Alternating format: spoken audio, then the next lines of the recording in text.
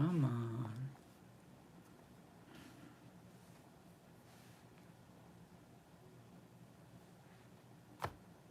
Okay.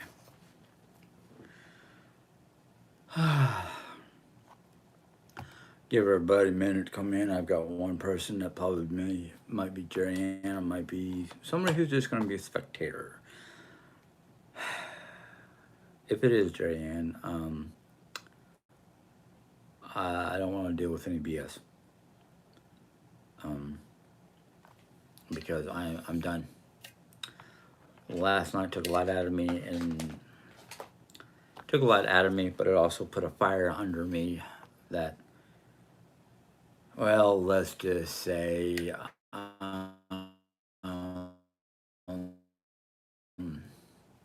if I could let it out.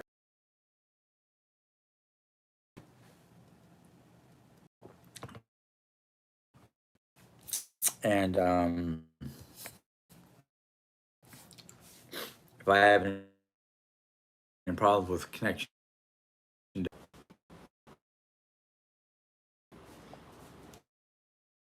right, I'm not gonna fool around with connection disconnection.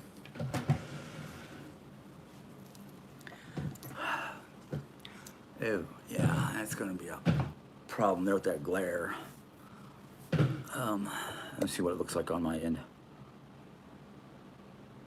Yeah, you're not gonna be able to see my face. Give me a second so I can close this curtain.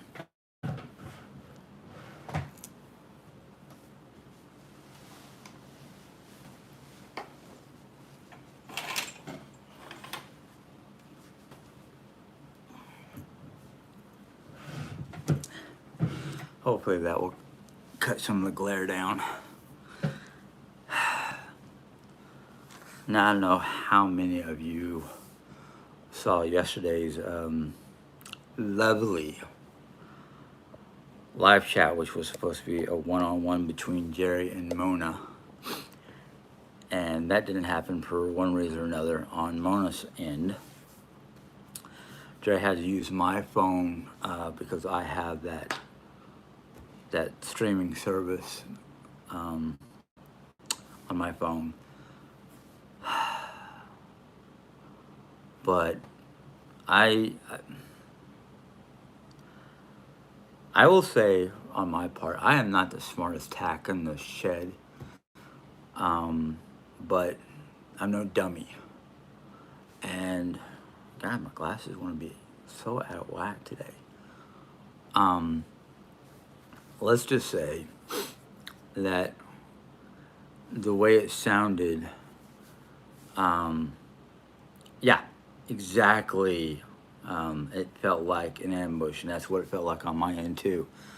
And when I started to realize it was an ambush, it was a complete and utter setup to try to not only dig up bits and pieces from even 4 years ago, 3 years ago, 2 years ago, to make a mockery of my wife. Well, it backfired. It backfired on them because, one, Jerry Ann and I know the truth. My mom, she knows the truth of what's happening in this house. And the thing is, okay, so what if they get an hour, hour and a half of our lives on camera? That means that leaves 22 and a half to 23 hours that they don't know what's going on when the camera's off. Yet they'll make all kinds of speculations and lies and whatever they want to do for their hate engine. That's all I'm going to call it, is a hate engine. They want to tell us, oh, we don't hate you. We're concerned about you. We're concerned that no, you want to try to control our lives and tell us how to live our lives. Now, the sad fact in my mind is they've gotten it to my mom, which really irritates the crap out of me. Okay, me and Jerry remember everything that Mom said to us when we agreed to find a house for all three of us. Now, I know certain things have changed over time because of health issues on Jerry's side, and now has health issues on my side. I don't have to tell you this, but I am going to tell you this. I saw a cardiologist yesterday. to do a stress test on my heart. They were looking for possible blockage or anything like that in my arteries. They didn't find anything. So the doctor was just like, hey, you've got a pretty good heart, so we're not going to worry about your heart. Now, Thursday, I go in for another test on my calf muscles to see if there's possible blockage or anything wrong down there because of my feet hurting and my knee hurting and my calf muscle hurting, especially when I stand for long periods of time or on the treadmill yesterday. Yeah, my legs were burning. So he wants me to do another test on my ankle and calf muscle to see if there's possible blockage or anything down there. Now I'm worried about this secondary test because that's where it happened on my father. It started in his calf muscles and worked its way up. So I'm like, I'm concerned, but I'm not gonna be like overly worried. I'm just gonna be like, okay, let's do this test. Let's see what the doctor says, and depending on what the doctor says, we have to do. We're gonna have to do stuff. And this test is this Thursday morning. I have to be there at 10:30. So I'm gonna have to get up earlier than I want to. Probably gonna have to get up at 9 to wake up enough to get something lightweight, something easy in my stomach, piece of toast or something like that. But they have not checked my thyroid. They're not worried about my thyroid because that does not seem to be any kind of problem right now. So it's not one of those issues right now. Let's see here. I don't blame you for not watching the whole thing. It's it was something that was starting to get to me, and I had to literally demand Jerry to shut it down because my chest was getting tight, and that was from stress. And stress that close to the heart could be a problematic issue, and I did not want to be rushed to the hospital after having a stress test done and finding nothing wrong.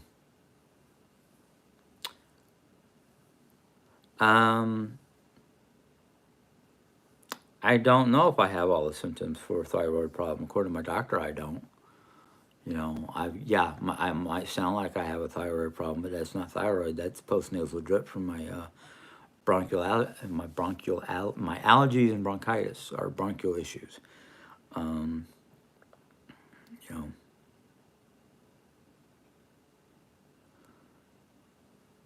yeah, I don't feel that. I don't feel like I'm older than I really am. I feel like and these are all the symptoms for like depression. I feel tired all the time. I feel like there are days where I just don't want to do crap because I don't feel like it. I'm not in the mood. That's all depression. But I don't have any symptoms of thyroidism or any kind of things like that. My blood results have said no problem with thyroid. All my organs are working fine and dandy. Um, so, you know,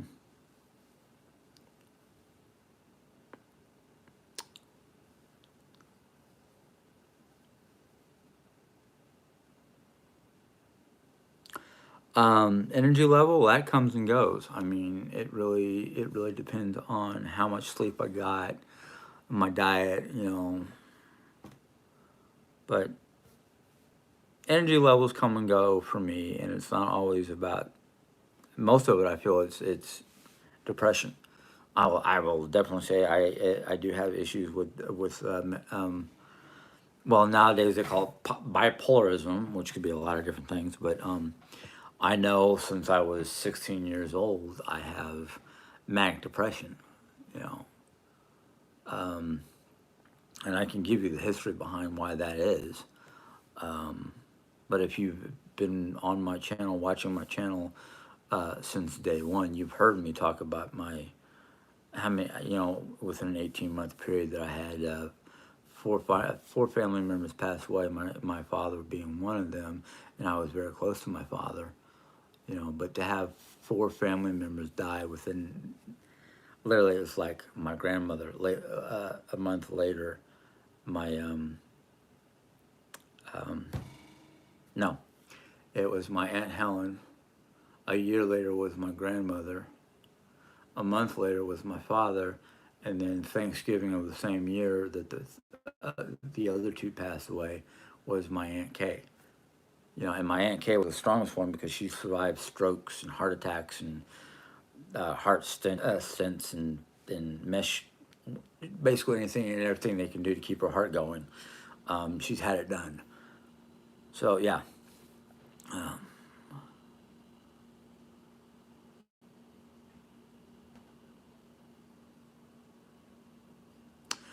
all right, Robert, you're new to my channel.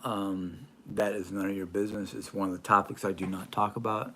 The 3 topics I usually do not talk about on my channel is my wife, economics, and politics. Because as far as I'm concerned, one, the first 2, my wife and economics, um, you know, that's none of your business.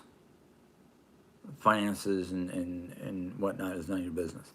The reason why I don't talk about politics is because politics can be a sticky situation because there's always 2 sides of the coin. And some people might want to argue their side of the coin and not care about the other side of the coin, or vice versa. So I don't talk about politics because of that reason. I will say this much about politics, though. I am like my father. You can take every politician, including the president and vice president, drop them off on a deserted island, give them a paddle and a broken down rowboat, and tell them, if you can fix the rowboat and paddle yourself back to the United States, you're my president. Otherwise, I don't want to hear jack from you. You know. Slay. I'm just going to use your first name, Slay. Um, yes, the whole situation last night was an ambush. I'm just going to put it at that. Um, it was a real shitfest. And the thing is, what pisses me off the most about it was, hello, Redhead, um, the agreement, the original agreement, which got messed up because they didn't think Jerry was going to join, um, was it was supposed to be a conversation between Mona and Jerry. Now, from what I heard, because everybody thought that Jerry wasn't going to make it because Jerry didn't want to download the streaming app, she wanted to do it all through, um, yeah, YouTube. And what happened was Mona decided to start inviting people to, you know, basically invite people to join her chat. And the thing I didn't like about that, and I found it out in the past, but I didn't remember until last night. Um, hey, Nelly, I'm glad you made it. Is if you're invited, or you click the link to go to the chat, the streaming chat. If you're invited, the people who are part of your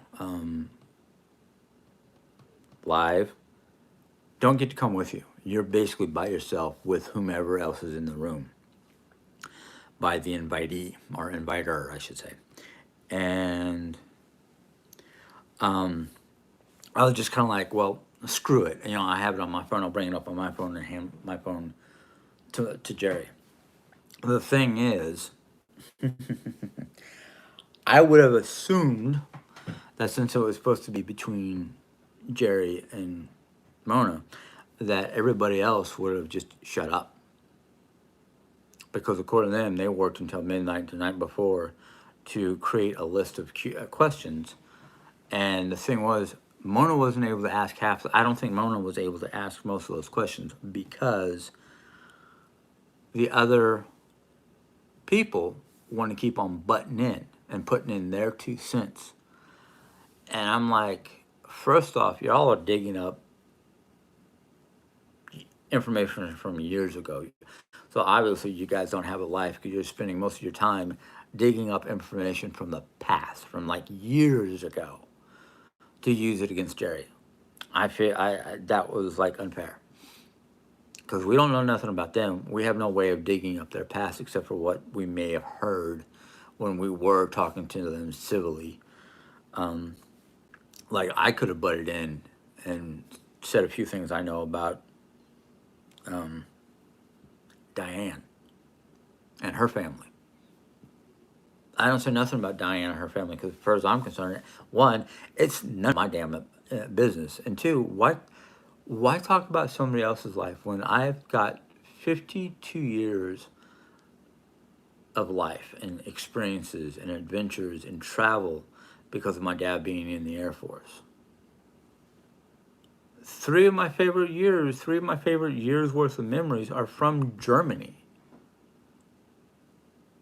because those are my most vivid memories. My worst memories that kind of are choppy are Arkansas.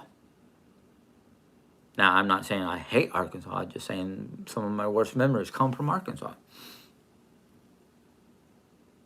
Exactly, Jerry. If they go low, we go high. So it's one of those things where it's like, I really, I don't pay attention to I don't have time to create false um, YouTube accounts. Jerry doesn't have time to really. She's got other things that are more important to her than trying to create a false identity. Um, the last time, well, the one time I did have a false identity was to, and this had nothing to do with YouTube, even though I did use it once for YouTube, was for a different group, and I have no connection with those people anymore. I have literally deleted all the information from them. I've literally blocked searches for them. So it's like I got no, if it's going to give me a headache, if it's going to cause me stress or depression or anything like that. One, I can't afford to have that no more because the stress affects the heart, and if the heart decides to go south on me, which it could do at any moment, who knows, because of my extremely high, genetically high cholesterol levels. I don't, I don't need that stress. I don't need that. I got enough of it to deal with here at my own home.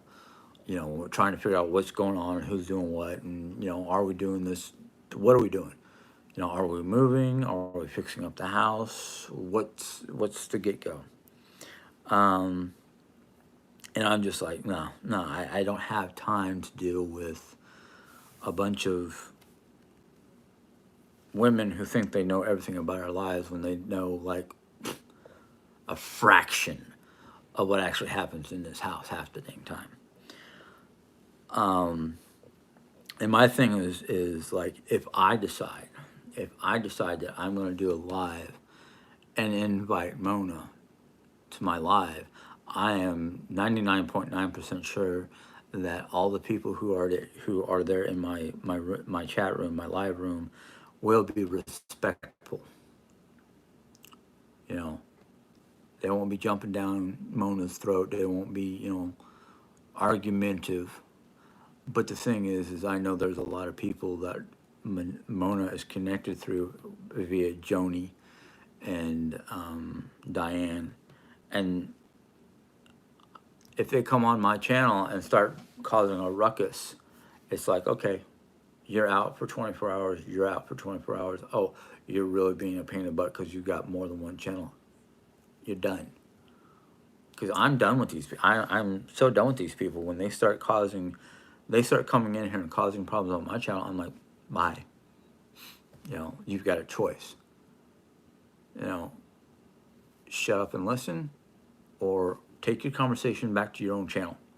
Because I don't mind people having conversations, but when the conversations become disruptive, like their conversations, it's like it's stressing me out because I can't keep up with the people who actually have legitimate questions or comments. So I've said bye to a lot of people, and a lot of them I don't even know who they are because it's their first time on my channel, and I'm pretty sure House of Joan and the other people have gotten together saying, "Hey, Jim's on a live. Let's go in there and just be disruptive, just to see how pissed off we can make them." No, I'm not going to get pissed off. I'm either going to kick you out of my channel permanently, or I'm going to put you in timeout for 24 hours because I don't want to deal with it. I really don't. I mean, I love talking to the people and whatnot, but when I can't keep up with people who are literally um, trying to talk to me, that's when I'm like, no, no. Let's see here. Let me go back for a little bit.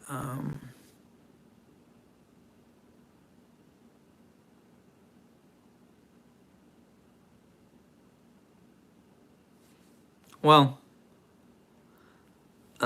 Slay, I understand what you're saying, and my doctors are saying there is no problems with my thyroid.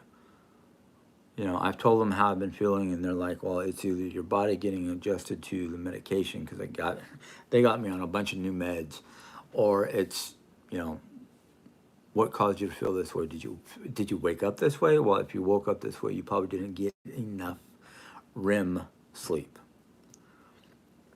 and that's what our bodies and minds need to function on a proper, positive basis is good REM sleep, good REM cycle."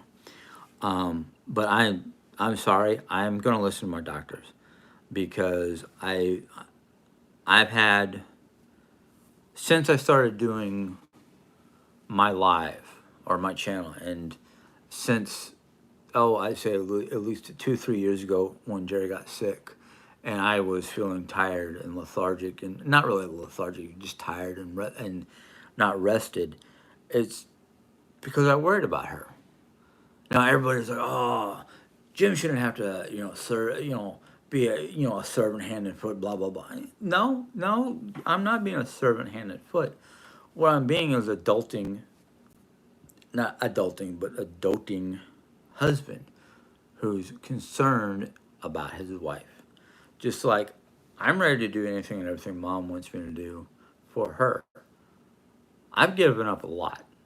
Now, I'm not saying I've given up so much that I don't have time to myself or anything like that, but I've given up a lot of what I want to do for this house or to this house to basically take care of my wife. And that's one of the reasons my wife and I were talking at one point in time to move to certain states because certain states will pay the husband or the spouse to be the caretaker of whoever's sick. Now, I could probably, if Mom wanted to stay here, excuse me, I gotta trim my beard today. Um, if Mom really wanted to stay here, and she did stay here, I could get paid for being her caretaker. There is a program here in Missouri. At least I think there is. Oh, come on. Oh, it was in between my teeth. Sorry, folks. I think there's a program where I could get paid for taking care of my mom, but I'm not sure it's because it's basically it says friend or family member could get paid to take care of family members, and I don't know. Um, and Jared doesn't blame anybody for a lot of different things. And if she does blame me, I literally step back and go, And if I realize I'm at fault for something, I do apologize. I want to go back up to this one question because this one, sorry, I can't even pronounce your name, but says, I hope you all can refocus your channel on anything but them. They don't deserve anything of precious time. Yesterday said it all. You have LOTD of great memories. Okay, I don't know what LOTD is, but thank you very much. Lots of great memories. Thank you, thank you. Not only to create, but just to relish. I mean, Jerry Ann, when the flood hit New York back in 2013, I do believe, we lost a lot of stuff. Jerry Ann lost a lot of memorabilia. She had like 3 or 4 boxes worth of Star Trek collectibles that was under the house, so that got trashed. Pictures, books. There's a lot of things we lost. And then we can look at today and go, look how much we have. Yes, she was able to salvage a lot of pictures. She was able to fix a few things. But we did not let that drown our spirits. We just kind of went, okay, so we have to rebuild. So we lost a few things. I lost a lot of Audubon Society books. I can always get them back if I want to, but most of the stuff that I was interested from those books are locked in here. Um, we have a lot of memories from that time. I mean, first the first time we were together, we were laying in bed and we were watching Animal Planet, and they were talking about Australia, and they showed a picture of this lizard, and I'm like, oh look, it's the frilled lizard, and like moments later, the announcer or whatever you want to call the guy, narrator, was like, and there goes the frilled lizard of Australia. And she looks at me like, how the hell did you know that? Animals are my forte. It's one of my biggest joys, you know. Unfortunately, Animal Planet has lost its glory because, you know, stuff like that. But um,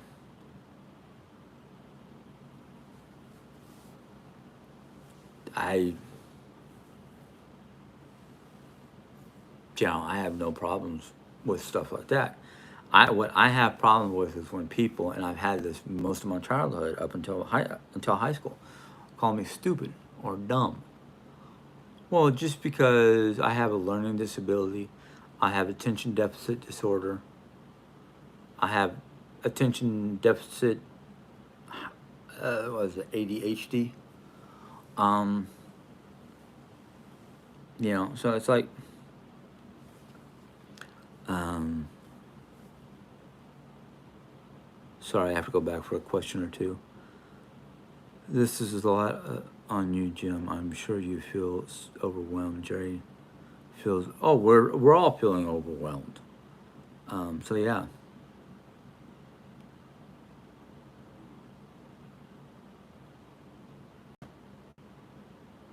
Okay, I must have missed the question because somebody asked something and Jerry answered Mary Summer Rain, and I guess it had to do with some of the books I lost. Um, but yeah, I had a lot of Mary Summer. I had a bunch of Mary Summer Rain books. I had, the Audubon Society books. So yeah.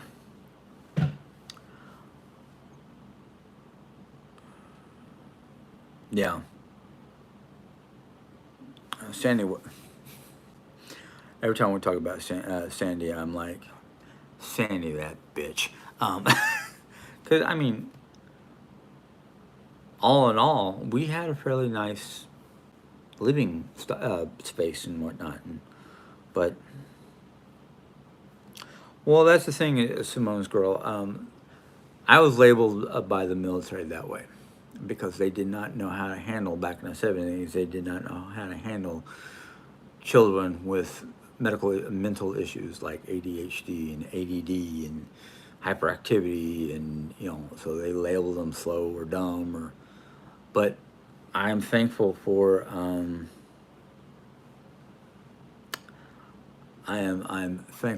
thankful for my high school reading teacher. When I got into high school, 12th grade, or not 12th grade, excuse me, rewind, 11th grade, I got Mrs. Voiceman for a reading teacher for the 3 years I was in Paradise Valley High School. The first year I was half in Mesa, Arizona, half in Paradise Valley. But in Paradise Valley, when I got into 11th grade, Mrs. Voiceman was like, most of your reading score is going to come from essays off of books you read. And I'm like, oh, great. I don't really like to read. I don't know what I want to read. And she basically said any book that doesn't have pictures. So no comic books, no children's books. It has to be like a novel. So I went through all the books she had in her classroom, which was like, her classroom was wall-to-wall books. So I found Jack London's Call of the Wild. And just the title alone, Call of the Wild, was like, ooh, it might be about wolves. And I read it cover to cover. And when I went to Mrs. Weissman to ask her for a verbal essay, because I was not very equipped to do a written essay. So I basically I gave her the essay and she gave me a score and she said, okay, find another book. Because she wanted to have us read at least one book per, not semester, per quarter. And it took me about two or so. It took me almost a full quarter to read Jack London.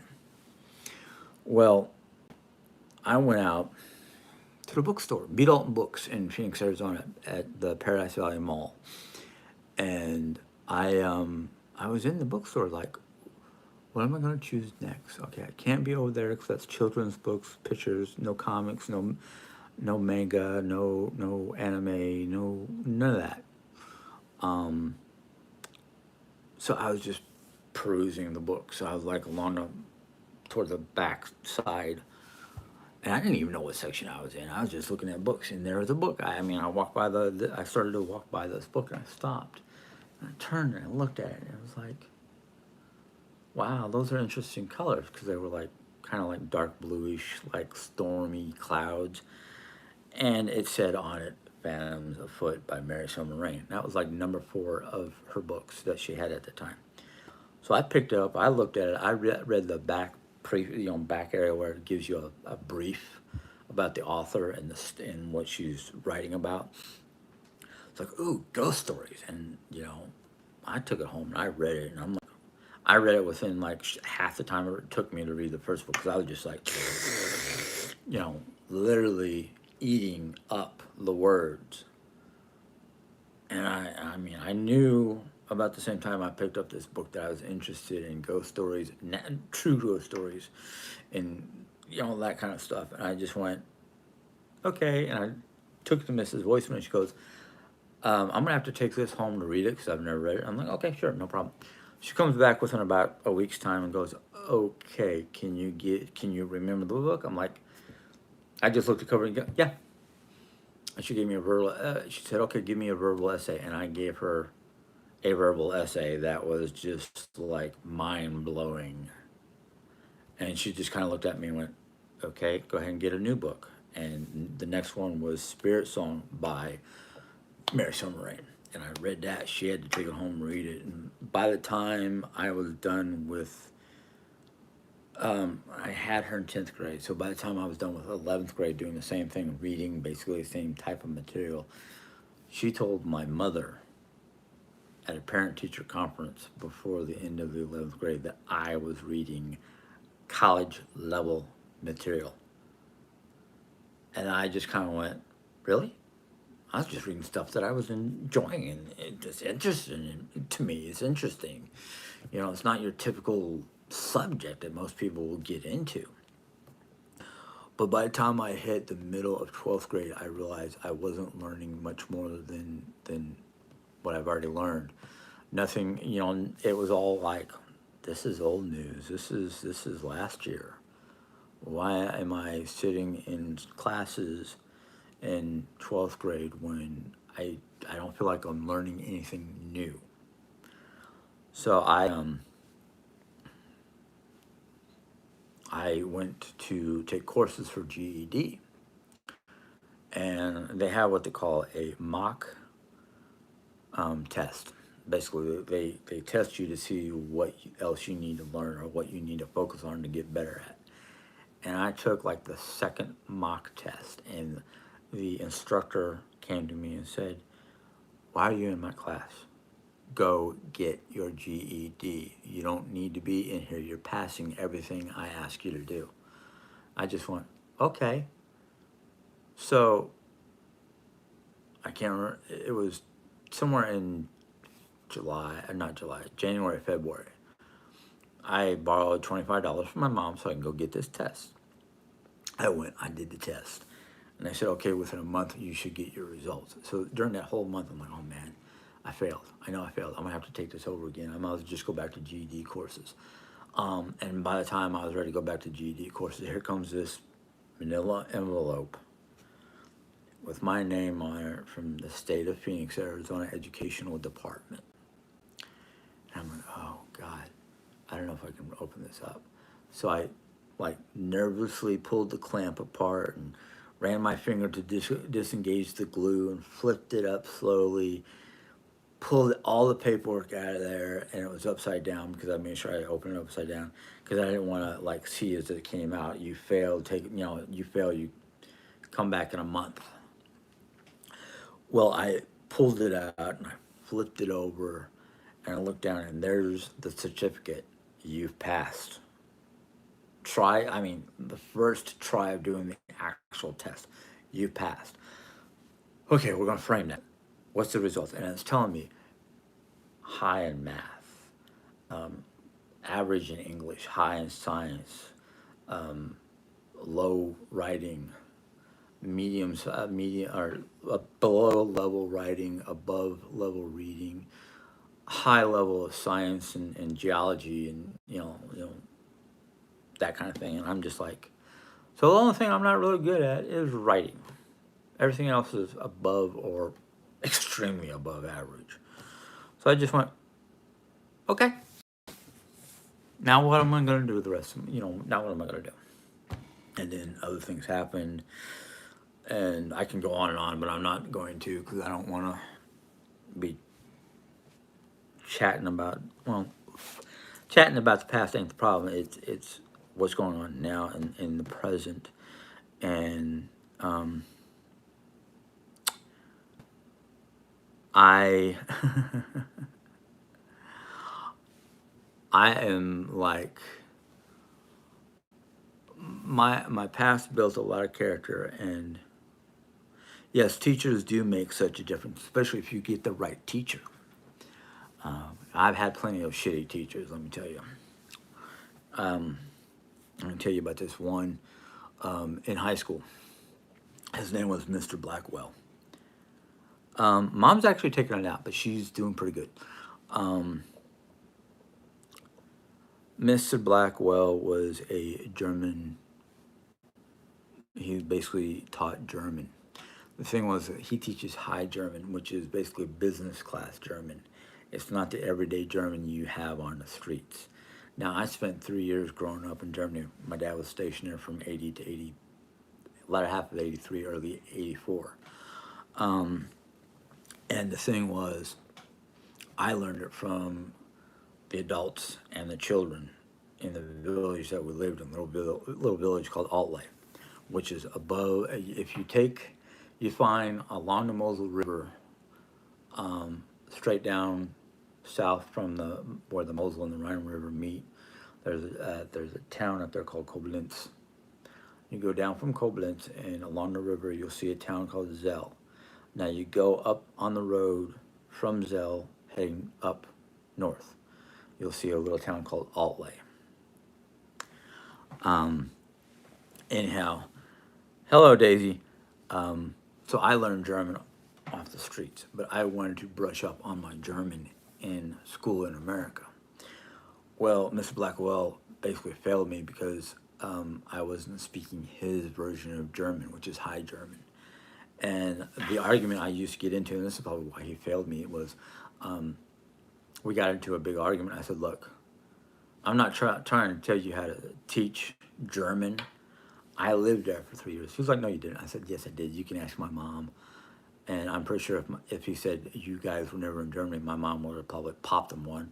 And if my dad was alive, my dad would have buried his ass where he stood. But the thing was, he was like trying to tell me I don't know German.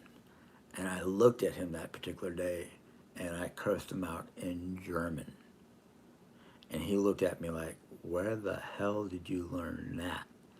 And I was like, that's true German. And he basically got so pissy about it because the students started asking me, what does that say and what does it mean?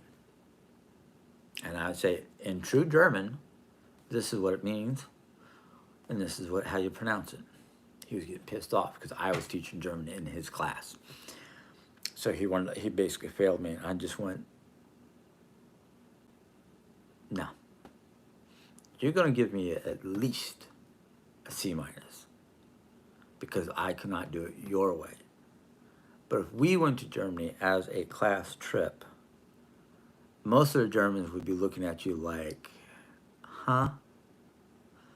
And if I were to speak up, they would look at me and go, oh, yeah, it's over there.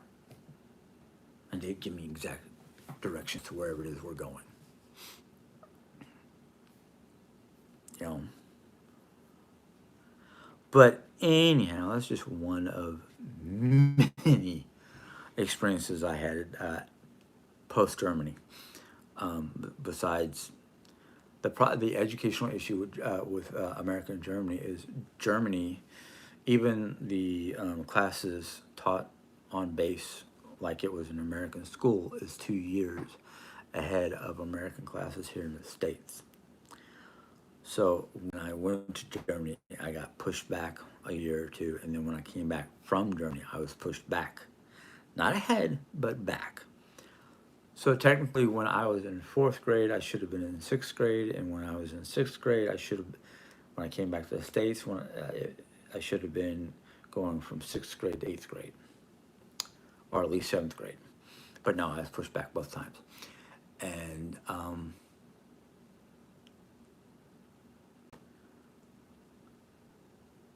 the SOS was really good. We actually had some leftovers that we ended up mixing with Jerry's peas and giving it to the dog with some kibble.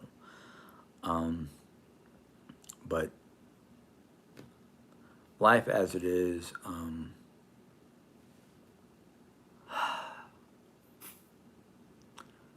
I don't try to reach for the future. I let the future come to me. I try to deal with today. Simone's girl, don't get mad at this, but SOS, if you ask a military person, means shit on a shingle. Basically, it's cream chip beef on toast. But in the military, we called it shit on a shingle. Yes, my age implies I should have graduated in 89, but I was a 91, well, I was a GED 91. The reason why I say it that way is because, well, if I would have stayed to graduate regular high school, I would have been class of 91.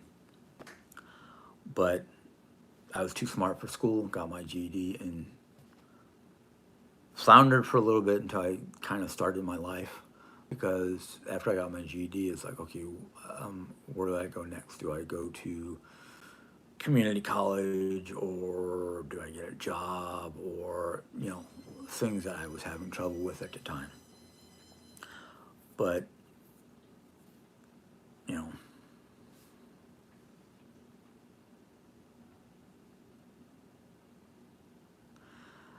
know, Big Mama, I don't know what you're talking about, but I can tell you this much. If he was internet savvy, you all would have gotten a smackdown from heaven and hell if he was still alive. And being as you're a friend or you're a big buddy with Joan and them, go away. I have nothing to say to you.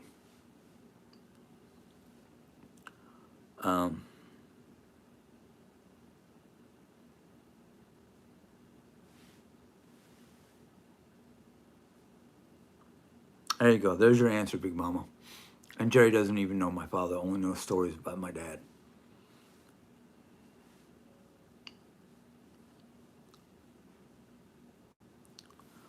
But anyhow, the whole thing from last night, it was stressful. It pissed me off. And the only reason why I wanted Jerry to stop was because it was putting too much stress and strain on me. My breathing, my chest was like, felt like somebody was literally ripping my heart out.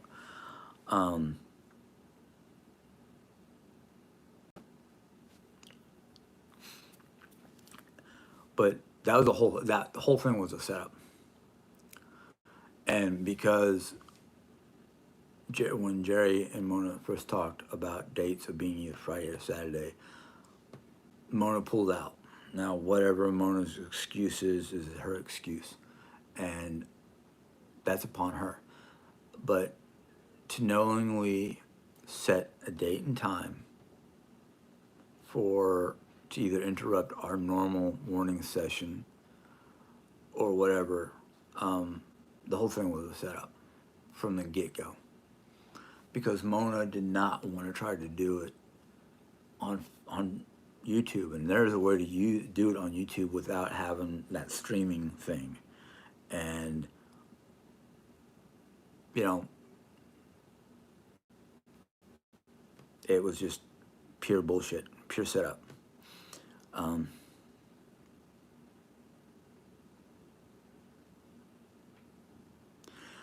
um, no, I did graduate. It was called a GED. Middle of 12th grade, I dropped out, did my GED, I did a course for GED testing. My instructor said, you're passing every mock test, go get your GED. I got $25, went down, did my GED, got the paper, I got the results, and it was a pass. I passed with flying colors. So I knew I was too smart for regular, high school by the time I hit 12th grade. Now, if you had been on here the whole time, fine and dandy, you would have heard the whole story. And I'm not going to go back and repeat it because it's already on video. You can go listen to it later. But I'm going to say it now because I'm already seeing a bunch of Joni cronies on here. Don't two-face us. Don't backstab us because you have been. If you cannot keep with what's being said, then you either need to just shut up, go back, watch it, and put your comment on public forum where anybody can comment.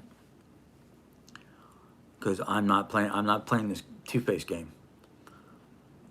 Cindy P, you were on there supporting the hate group. I'm just going to say that, the hate group. So, as far as I'm concerned, you have no standing here. Because I'm done with that kind of stuff. I really am. You can't go over to the enemy and kiss up and agree with them, then come over here and either ask a bunch of dumbass questions that have been answered multiple times or spoken about multiple times.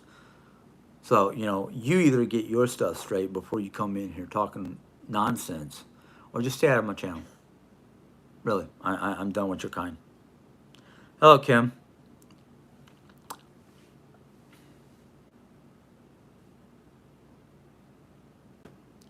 It's what I thought.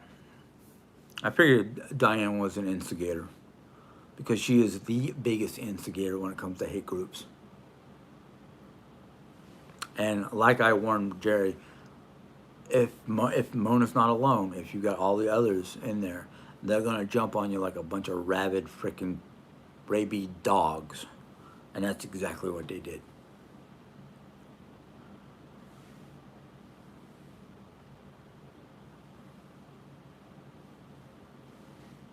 So, and I don't care if you go running back and, oh, Jim chased me out because, whatever lie you want to create. I really don't care anymore. Okay? What I care about is my wife's health and conditions, my health and conditions, and my mom's. And as far as I'm concerned, they don't need to be talking to any of us because they tried to put a wedge between me and Jerry. Now they're putting a wedge between Jerry, myself, and my mom. And I'm not having it. I will not have it in my house. And yes, I know it's not my house. I don't pay the bills. Mom pays for the mortgage. But the thing is, it's under the name Henson. And I don't try to control anything in this house. The only thing I try to control is me. And if I'm not feeling good, I'm sorry. It's going to be either fend for yourself or do whatever. Because I might not feel like cooking because I don't feel like standing in front of the stove. No. And Jerry, don't tell me what time it is. I see how close I am to the hour moment. I don't care today.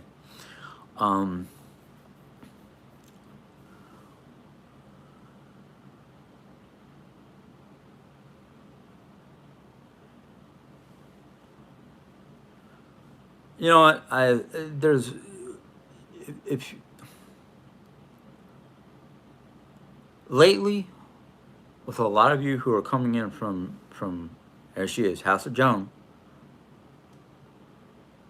I really don't care because I've watched that live last night with what was supposed to be just Jerry and Mona, and Diane was jumping on Jerry like a rabid dog. There's a lot of hatred coming from that group. I don't want nothing to do with them. I don't even want them on my channel. I'm relaxed, Nelly. I am. The stress test was yesterday. Everything was fine and dandy. I was within the healthy limits. There was no sign of blockage or anything like that. Granted, when I got done with the stress test, my legs, um, my legs were burning because I haven't done anything like that since the stress test that I took back in New York back in early 2000s. Um, and back then I was a little bit healthier because I was walking to work when I could. I was walking from bus stop to work or bus stop. The bus stop that dropped me off in where the group home was, where we were staying after Sandy, that was a fair long walk. So I'm like, well, yeah, there towards the end when I said I couldn't do more, I was hurting. Mostly in my lower extremities, and then of course my shoulder area. But according to the test, no blockage, no problems, nothing to stick a catheter or whatever up to my heart to get straight imagery. Um, that's why I do try to stay calm. In fact, this morning I was a little anxious about things, and I used my Himalayan singing, or Tibetan, not Himalayan, Tibetan singing bowl, which is quite calming to me, but some people are like, no, that's an annoying sound.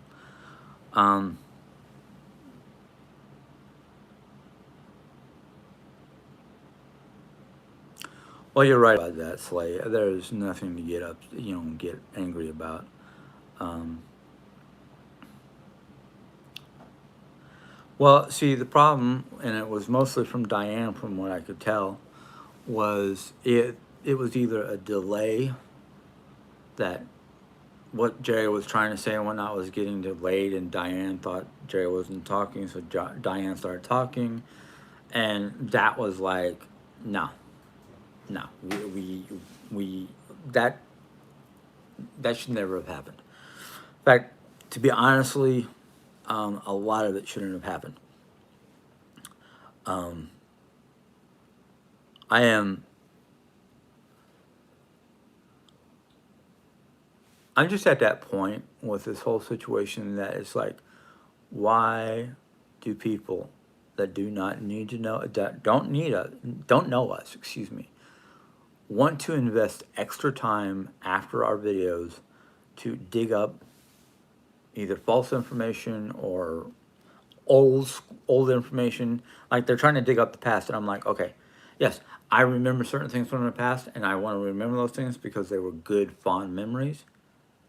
But I don't dwell in the past. I don't constantly dig up the past to belittle anybody.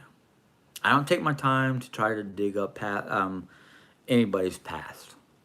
Not only is it a waste of my time, but it's none of my business, and two, it's the past. That's why they say the past is the past, the present is now, and the future is unknown. We're supposed to leave the past in the past.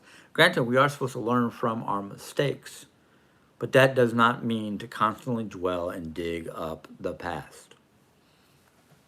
You know, I dig up some parts of my past because they were fun and they're great stories. But other than that, I mean, there are certain areas of my past that I don't want to remember, not because of the fact that it was something I did wrong, but because it's something that hurt in one way or another. Um, that's why I don't.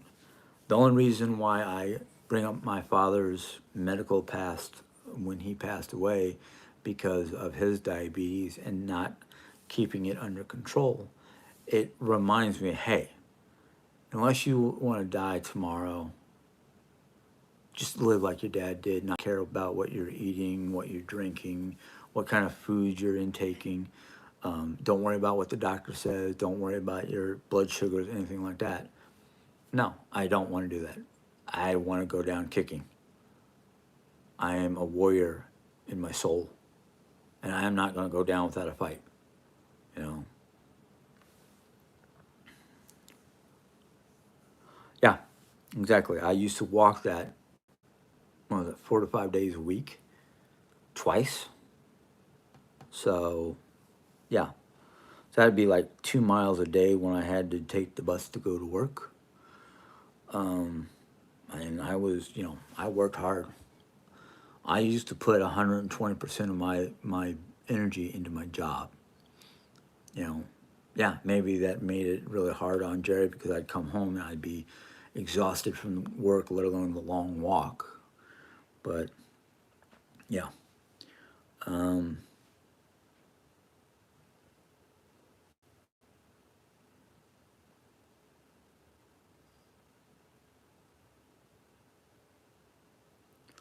well, that's the thing, Slay. I'm not here for the drama.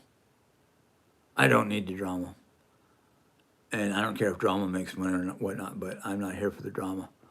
If the other ladies from the other channel want to keep doing what they're doing on their channel to create falsehoods or whatever to make money, that's fine and dandy. That's just sad though.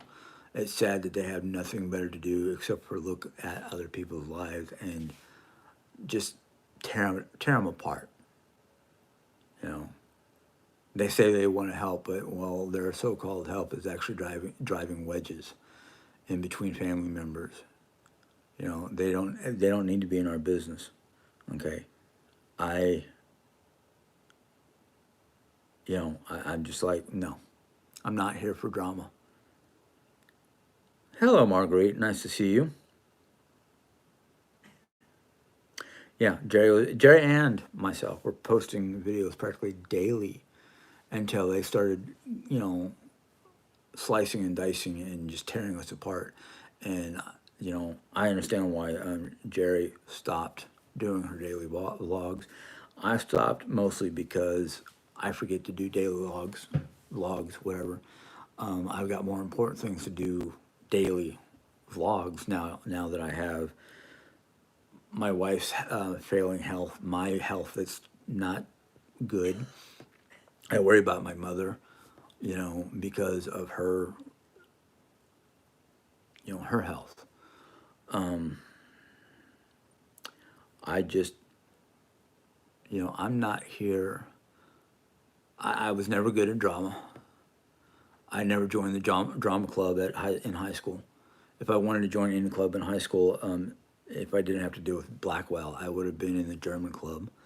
Um, there was a few other clubs that I might have been, wanting to get into, but I didn't. Mostly because either I didn't have the money for the equipment or the whatever they needed money for. My school did have archery competitions, but I won. I don't like doing something in public and having people laugh at me because I'm a terrible shot or whatever. You know, there were a time that I loved joking around. I loved making jokes. But the thing is, when I got to New York and, either people didn't laugh at me for the joke, they laughed at me and called me an idiot or not funny or, I didn't know anything about sarcasm until New York. I still don't like it. Um, I just have issues with And it's probably one of the reasons why I have anxieties. I have issues with people, and this right here, this is a great way for me to reach out to talk to people and have a good time. But when the good time starts dying because there are people out there who want to ridicule you and dig up bullshit from the past, it's like, really? There's a reason why it was buried in the past, because nobody wants, one, nobody wants to deal with it no more because it's a past item and we've moved on, or it's just like there's no reason to dig it up, you know. And I've watched videos. I've watched House of Joan and Diane and Mona, and I've watched their channels from time to time and seen how they will take a video of Jerry's from years ago and try to make it into something that it's not. It's dead and gone. It's dead and buried. They just want to bring it up just to see if we can see if they can get some, coinage off of it. You know, hey, but why would I care? Marguerite, I am doing good. Actually, the reason why I'm doing this today is because last night's attack really sparked basically it. I am trying to control my own demons about it. So yeah, Jerry seems to be doing fine. She's just a little in.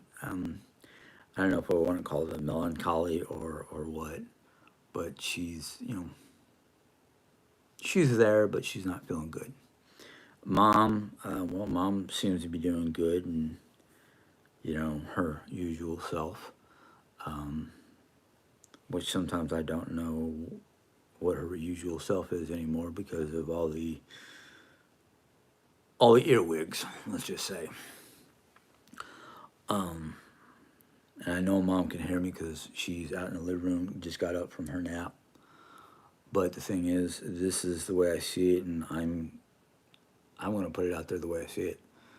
You know, there are a lot of different things that I've been told I could do, but I am not the type of person to try to control anybody's life, especially my mother's.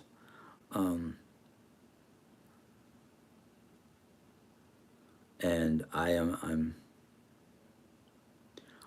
you know, the only thing I can do nowadays is, you know, do my best to keep everybody fed and healthy and that kind of thing. I'm glad that Carla and mom have each other right now because um,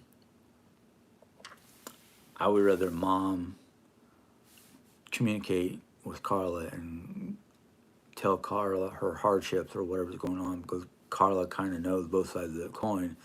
Yet these women who have no idea of this side of the coin, what's going on in this house, because like I said earlier, they get maybe an hour out of 23 hours of a day.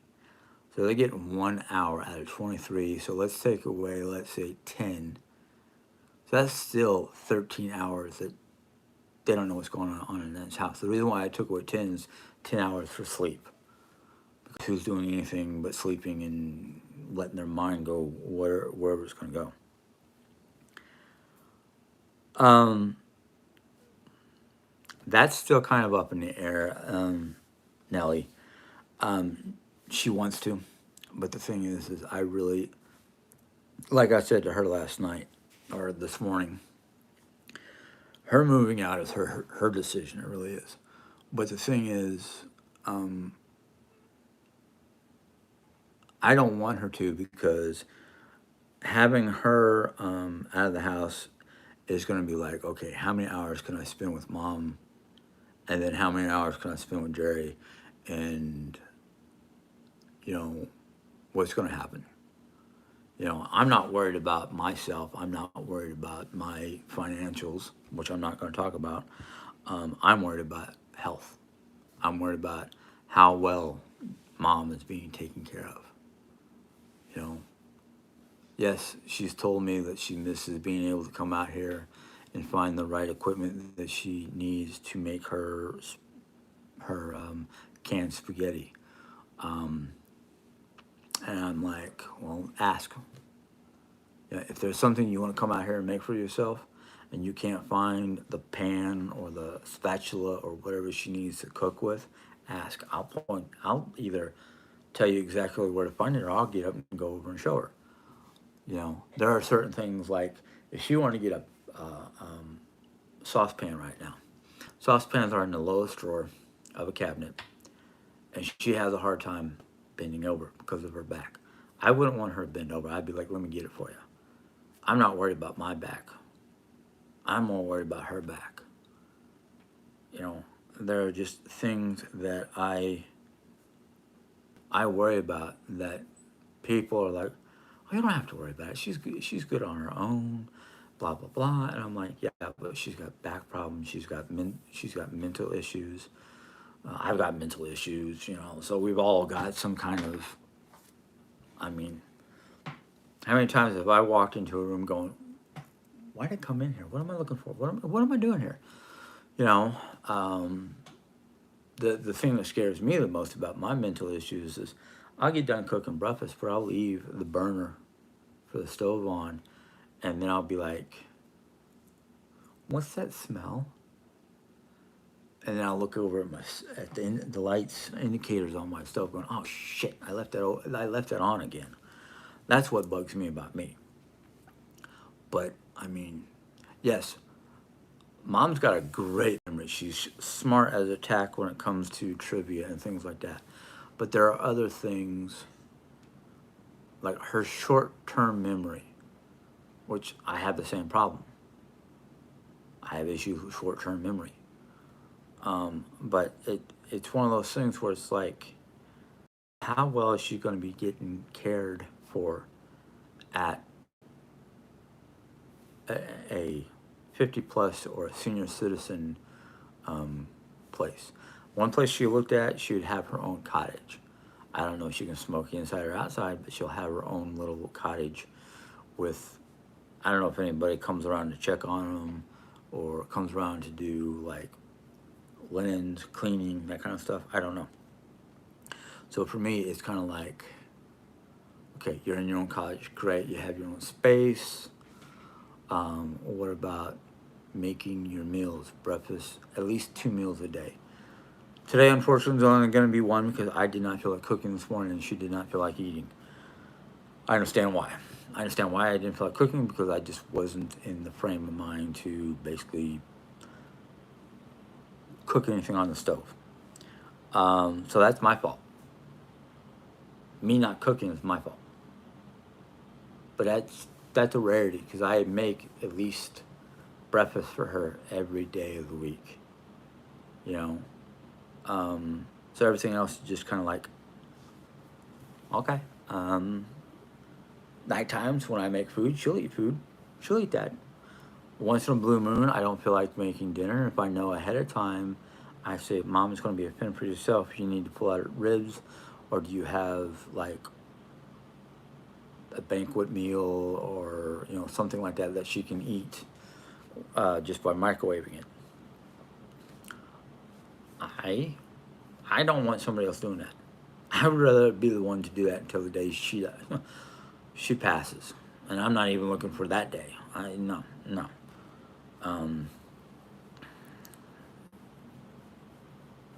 It does sound cozy and wonderful, and I know she has a couple questions.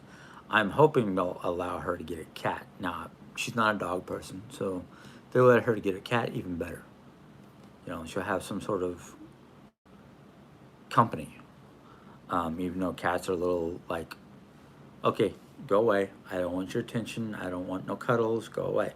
And then there are other times when they want it, and they're like on you, purring, and that kind of thing, trying to get as much of your affection as possible. See, I'm an animal person. I used to joke that if I had the money, I'd have what's called a hobby farm. I'd have a horse, maybe a Guernsey which is a female cow that you can get fresh milk from, some chickens for fresh eggs, um, you know, a variety of different animals: cats, dogs, birds, rabbits, ferrets.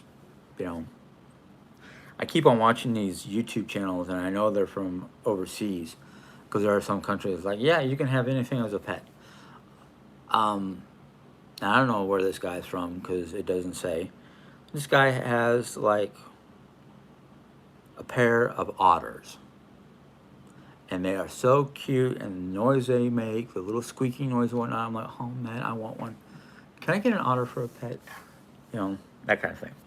But I have to live with what I've got. Now, that is kind of difficult for me because, unfortunately, as an only child, most of my friends, I guess you would say, were imaginary. They were up in my head.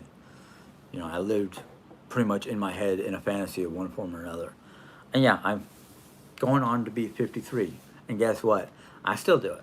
But I'm not so intent on a fantasy life because I don't like what I have, that my fantasies are usually to help me fall asleep. You know, except for last night. Last night was music. I needed to hear my music, even though some people go, that is kind of like the music you want to listen to rile yourself up. No. Not when your mind is already in a battle frenzy where my mind is like ready to go out and, you know, do what modern day law and whatnot would call it a travesty. Um, but that's just because of my mentality sometimes. And excuse me, I've got beard or nose hairs trying to tickle my nose. Um, so it's like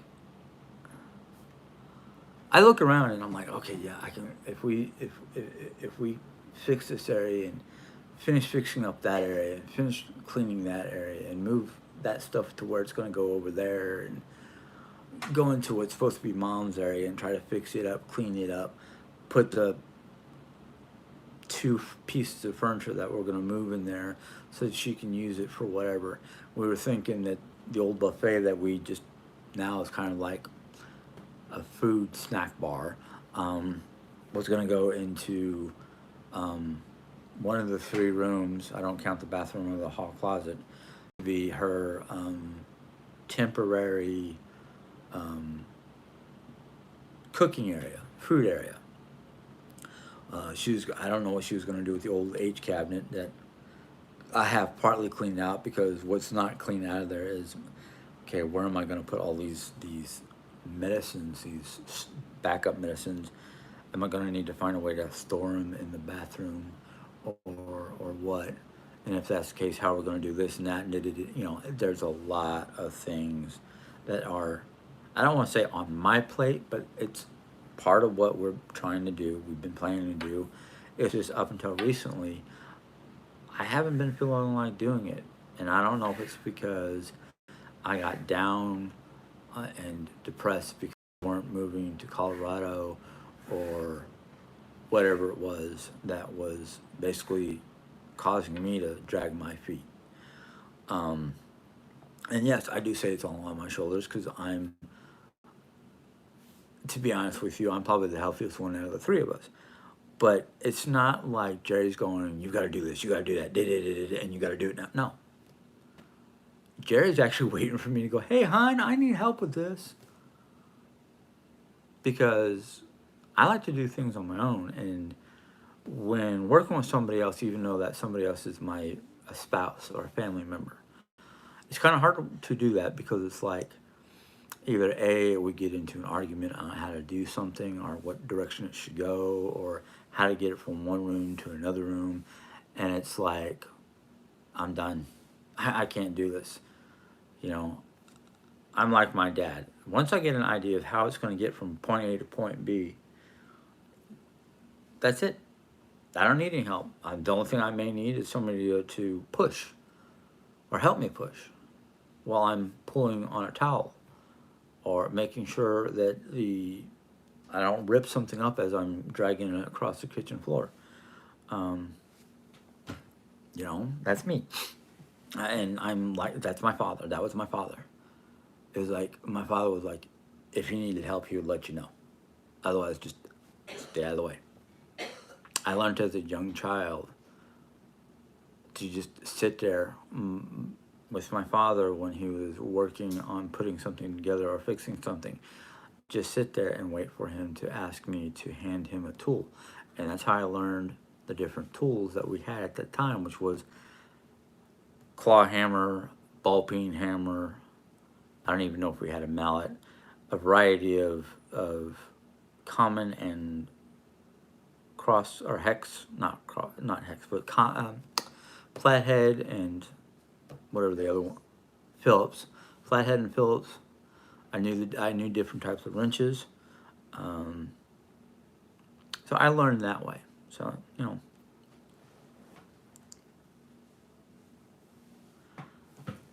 I am on an antidepressant, and my body's probably gotten so used to it that it's just kind of like, why are you throwing candy down here? This just don't work. Um, so I need to go in for a blood test to see what my levels are and see if they need to either change the antidepressant or upgrade, give me an increased dosage. And I really don't want to go.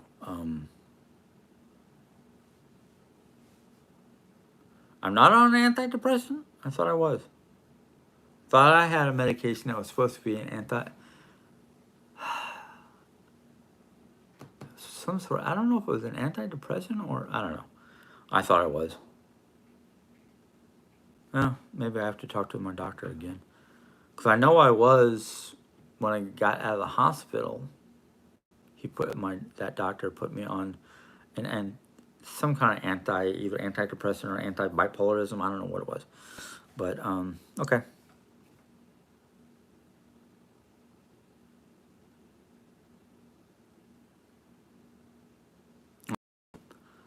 Well, Jerry, you would know. You've helped me fill my med and whatnot.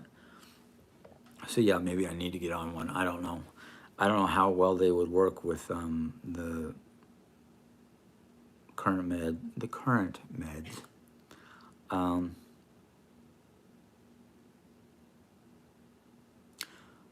okay, okay. I don't know. I just know I've taken so many different types of medications. I don't know what's what anymore. Um, but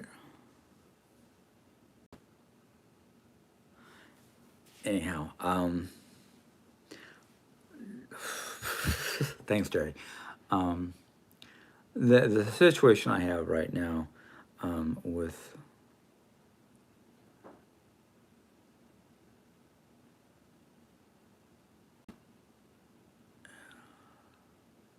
well, they can laugh all they want. Laughter is good medicine. I don't care if they're laughing at us or not. Personally, if they're actually laughing at us, well, that makes them the fool. Um, so,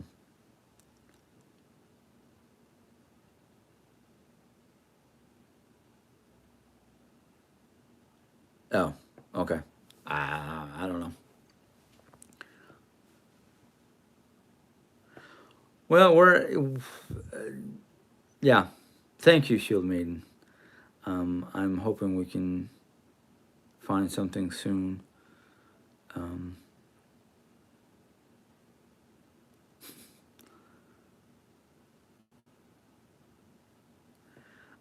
well, I laugh at myself enough. I don't need anybody laughing at me. I mean, if they're laughing for me, that's great. But if they're laughing at me, no, no. Um, but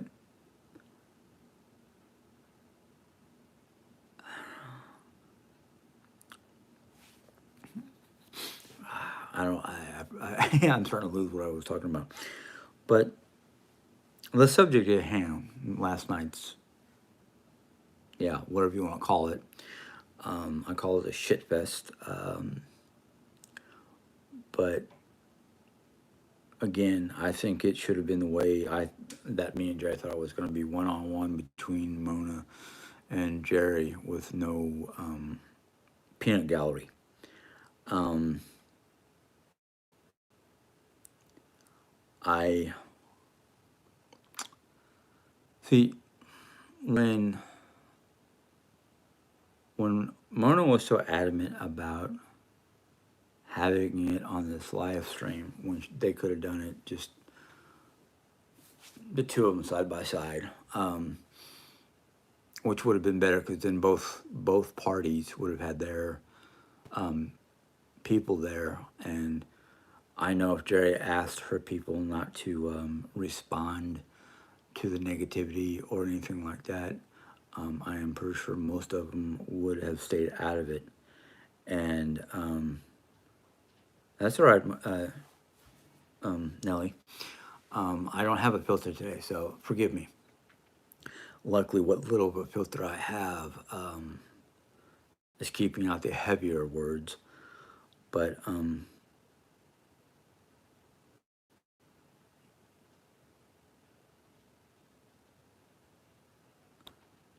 you talking about last night, Jerry? Because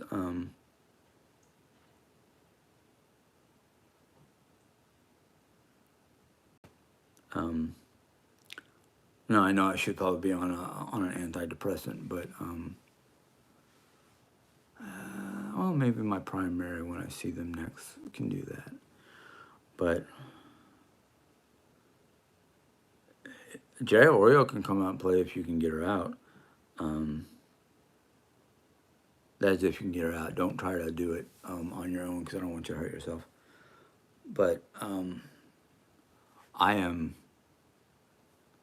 nowhere near a saint nor a sinner, and I know that. I know who I am. I know who I belong to. And even though people can't understand the capability of believing in Christ Almighty, and at the same turn of the coin, it's not really a belief, it's an understanding of the Nordic deities. And a lot of people think that I'm trying to worship both. No, there's no worship of both. I appreciate my ancestry, or what I know of my ancestry, and I show my appreciation with banners or tapestries that people have given to me free of their will. And yeah, I do wear a necklace that has Thor's hammer and Odin's compass on it. But at the same time, I could easily put a cross on with them.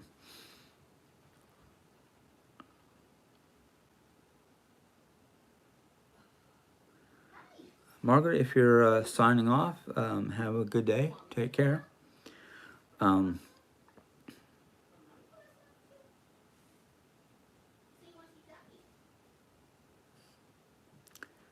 Redhead, it's really funny you said that.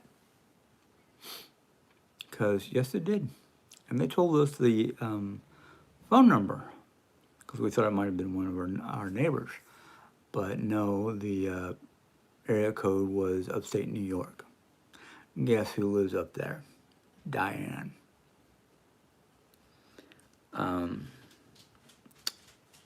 And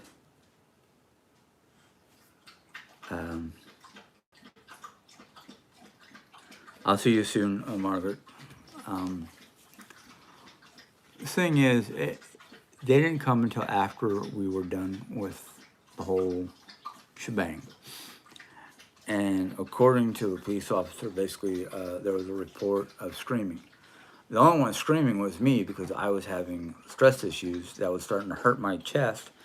And I told Jerry to shut it off.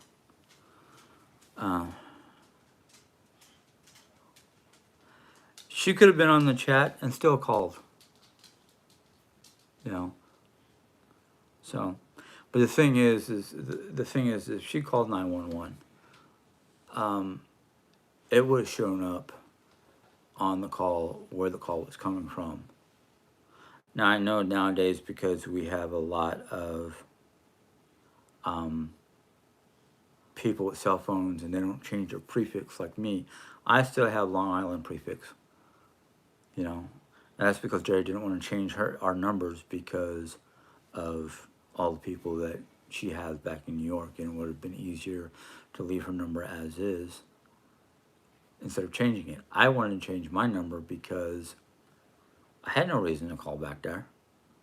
You know, it's not like I don't love her family or anything like that. It's just, who am I going to talk to back in New York that would understand my side of the story or not be, you know, prejudged towards, you know, or not prejudged, but more on Jerry's side and take Jerry's side more than my side and not be a neutral party. I know her one sister, yeah, we don't know anybody who's from New York in our area, so, but the thing is,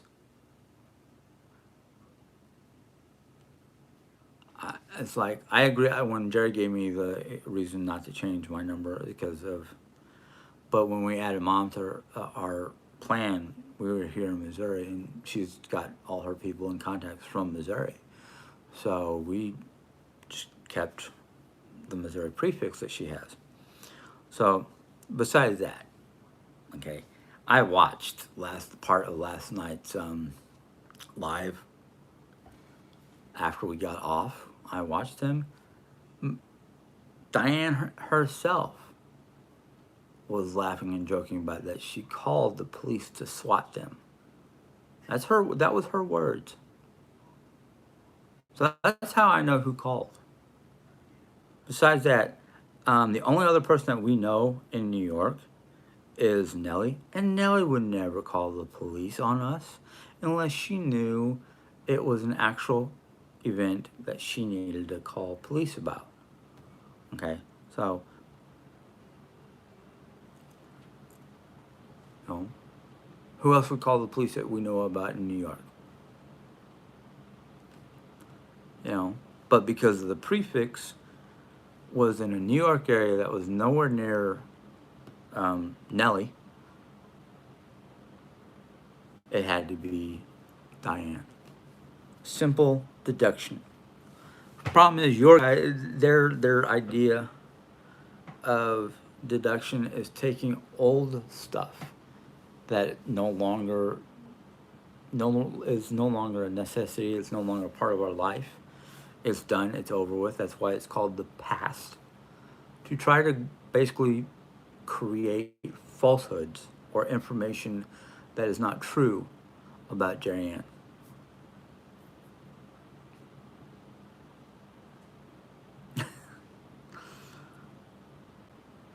Well, I guess you can consider it speculation, but I mean, there's nobody else in New York that we know of that would do something that childish.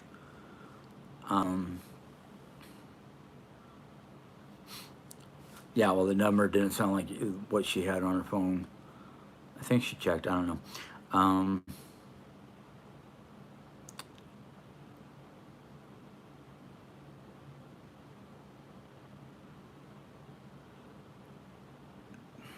You know, clouds with coffee. Bye. You know what? The police, when they look at the information from the caller, can tell you exactly if it's a real call or a fake call. You have to have a certain ping or a certain, unless she's using a burner phone, the police know exactly where it's coming from. But the police department, especially the sergeant that was here,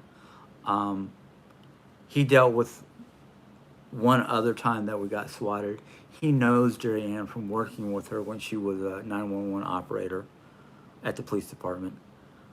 So, you know, they know Jerry Ann and who she is just from when she worked there. So it's kind of like you're calling people that know Jerry Ann.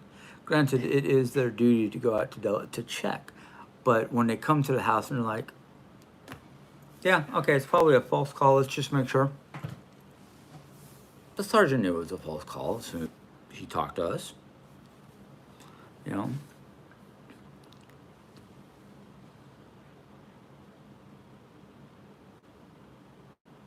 Yeah, anyone could have called Kim, but when Diane is the first person to say anything about it, um, yeah, that kind of throws a red flag on the field there.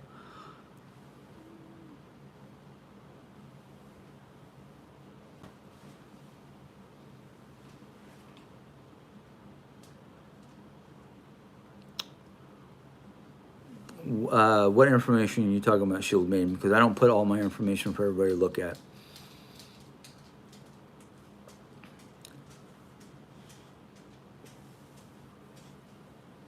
Yeah, that too. This house is very soundproof, so nobody would have heard me screaming, except for whoever was online. Um, so yeah,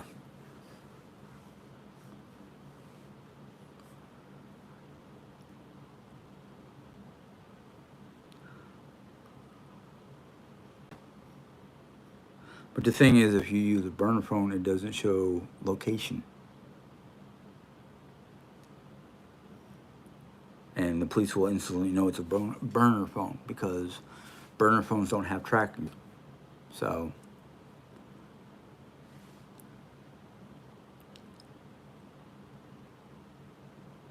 how do you know it was Limber? Limber wasn't on last night.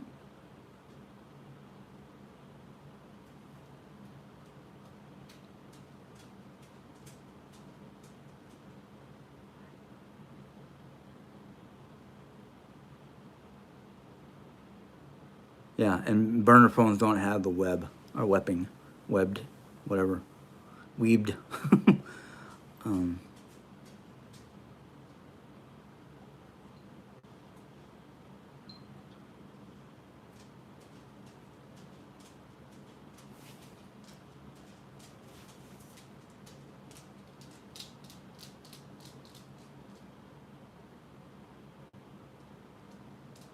oh, I believe that, Debo. Yeah, whatever designs. Um, she is a ringleader and probably the ringleader.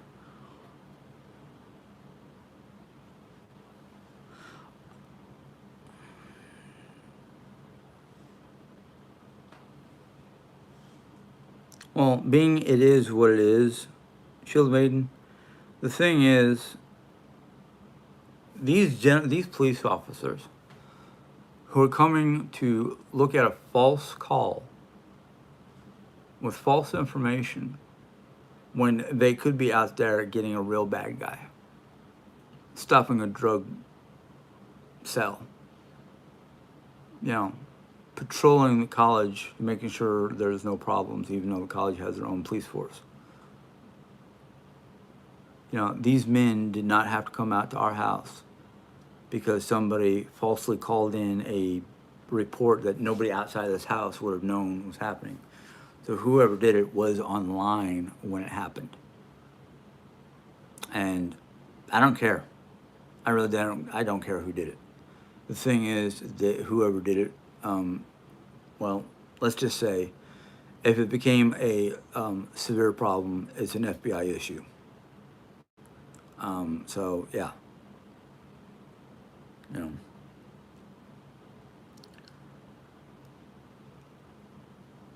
So I'm, you know, I am, I am about ready to start. I'm done with a lot of people. I've seen too many people come on to my channel, kiss my ass, be nicey. I don't mean kiss my ass, but be nicey and whatnot, and try to get me to talk about things that either A, I don't want to talk about, or B, that's not what I came on here for that day. Okay. And then they go running to Mona, Diane. I don't give a damn who they go running to. And basically say, oh, yeah, they're talking shit and they're talking smack when we're not. We're putting out the truth. You know, I've seen both sides of the coin and I'm getting tired of it. So, as far as I'm concerned, if you're coming onto my channel to kiss butt or get information or watch and then go running to I'm gonna say it, the hateful five. I don't give a damn what their names are anymore. No, that's backstabbing, and I hate backstabbers. And if I had my father's strength, or whatever you want to call it, I'd be like my dad. You backstab. My dad was like, you backstab my dad. You better hide in a different galaxy, because he will freaking turn you into a fucking pile of goo waiting to go into the glue factory.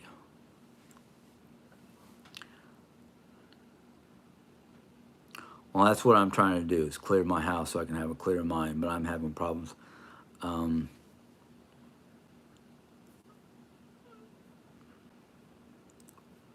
I'm not dealing with any of these anymore. I'm just, I'm not a follower. I do not follow them. Um,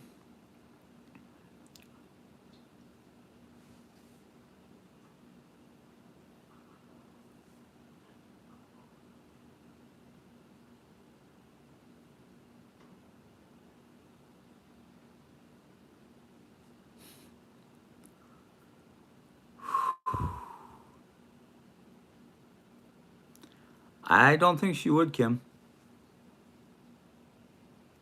I don't think she would. She's got way too many skeletons in her closet to trust. And I mean trust with a 10-foot times 100. She is not trustable.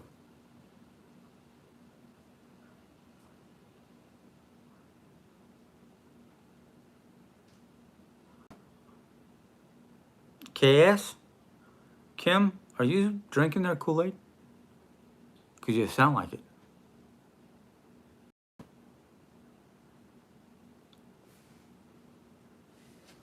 And the thing is if I could remember all my viewers from the past when I first started out, I would literally delete about 80% of the people who watch my channel now, just to go back to them and go back to the fun, the good times, the positive times. And you know what?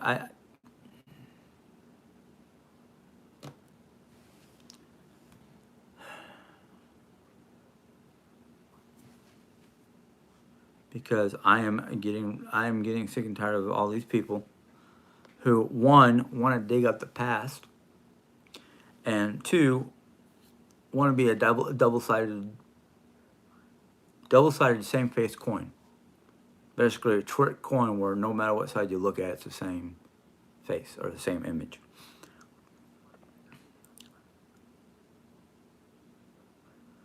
Okay, well, we'll be looking out.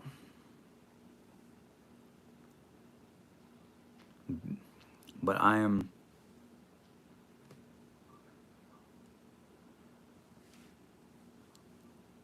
have no idea. Like you said, new person, new face. So, I give I'll give newbies benefit of the doubt. But my thing is, if you're gonna be watching my channel and then turn around and talk smack talk on their channels, you better have some information. Because if you're coming on my channel and talking smack, you better have more than just a name in YouTube. You better have some actual stuff about yourself on there. Okay. They want to say they're transparent. No, they're not. No, they're not. They're not even real people, because all they want to do is sit there and talk smack about a family who does not need their bullshit. And then they want to blame it on us because we're putting it on live. No. If you were talking about my live channel, hey, no big deal. I'll ignore that. But when you start digging up the past, no. No. Because that means either A, you don't have a life of your own, or B, you're just a low-life sycophant who wants to destroy other people's lives by being negative about them. And don't tell me you haven't.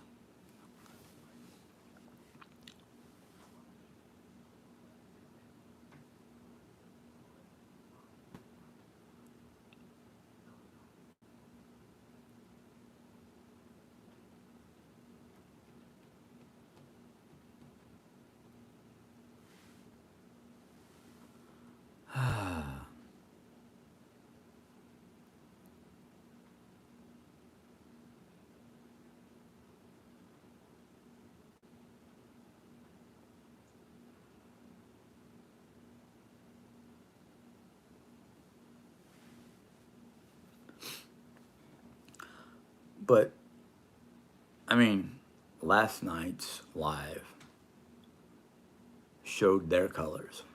They showed Jerry Ann's colors. Jerry Ann stood up to them. Jerry Ann literally knocked them down. And every time she knocked them down, they tried to find a way to knock her down.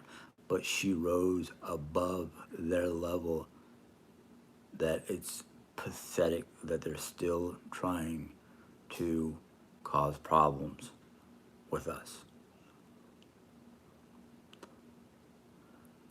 And to me, it's like, really, I mean, when you get face to face with Jerry on a live and she smacks you down constantly, a smart person will just shut the heck up and learn something new. Okay? We don't have a reason to lie about our lives.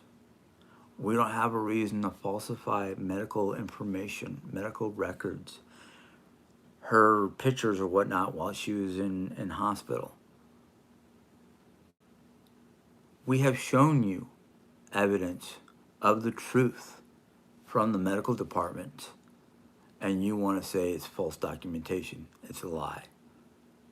You can't lie about medical reports, especially when it's stamped and signed by a doctor.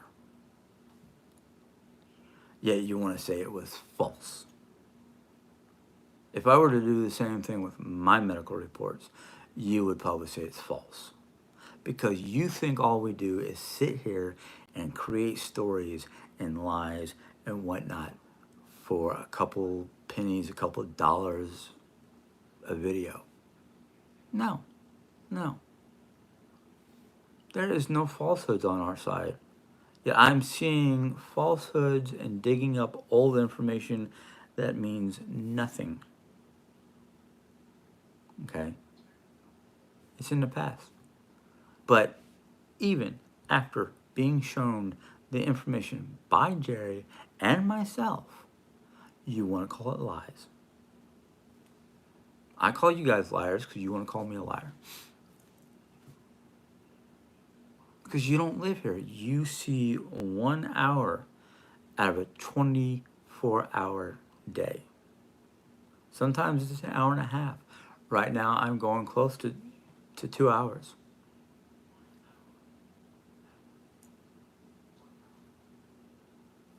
But then you want to take what little information you have and create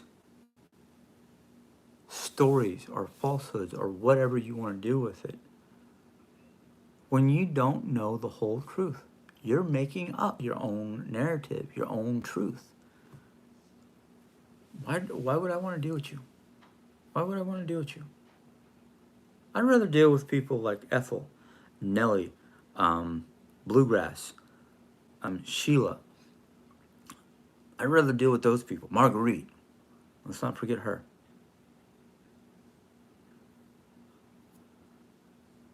Big Mama, you might want to be careful about what you say and what your friends say.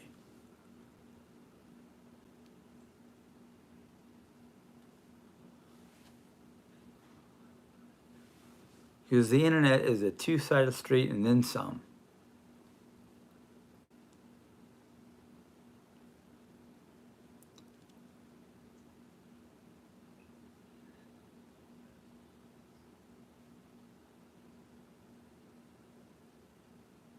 She does not, honey bun.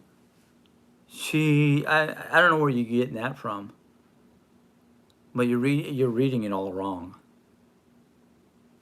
And if I felt that she threw me under the bus or anything like that, I'd tell her. I'd say something. Or that I'd just walk off the live and not come back until she was done and have it out with her afterwards. Because for as I see, if anything, I'm the one that has run people under the bus. Okay? I'm the one who has done more wrong to my family than they've done to me. Because I don't know if I want to be alone the rest of my life. I don't know if I want to be with people the rest of my life. I don't know if I want to live in a house the rest of my life. I'd rather be in an RV the rest of my life. But that's not feasible because that's just about as expensive, if not more expensive, than an apartment or a small home. You know, if I wanted to decide, if I decided for whatever reason, and I had gotten the money, gotten my passport, and gotten my destination, I'd be somewhere in Europe. But I ain't got that kind of money. Yeah, granted, right now there's ads online about becoming a Irish citizen, you know, and I don't know if that's Northern Ireland or Southern Ireland, you know. From Ireland, I can take holidays or whatnot to go up to Norway, Finland, Sweden, Denmark, Germany, wherever I wanted to go in Europe. Because once you get the European passport, it's like an ID card. You use that like an ID card and you go anywhere you want to. So I mean, you people trying to tell me what's happening in your own house is literally a joke because you don't know what's going on. There's only 3 people who know what's going on in this house. 4: Jerry, myself, my mom, and the man upstairs. And if the man upstairs ain't got a problem, who should have a problem? Only people who are having a problem is the naysayers. Okay? And you want to argue with me about that? That's fine, Danny. It's fine, Danny. Because it's like, oh, okay, so you know what I had for breakfast. What did I have for breakfast? You tell me what I had for breakfast because you know what's happening in this house. And if you can't tell me what I had for breakfast, well, then shut the hell up. Just sit back, listen, ask questions when you feel you have a question. You know? I'm not trying to tell people they can't talk. I'm just saying, you got a question, fine, Danny. Ask me the question. If I feel that there's no reason to answer that question, I'll be like, none of your business. NA.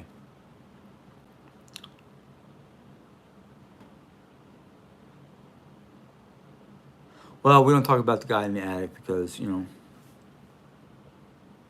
he tries his best to keep the weirdos away. But the thing is, like, the only thing I have to say to a lot of people is if you don't know, ask. Don't make it, you know, when you make an assumption, when you make an assumption about somebody, you're making a, you know, ass out of 2 people. You and the person you're making an assumption about. Yeah. By assuming that you know what's going on in my house, you just made yourself an ass.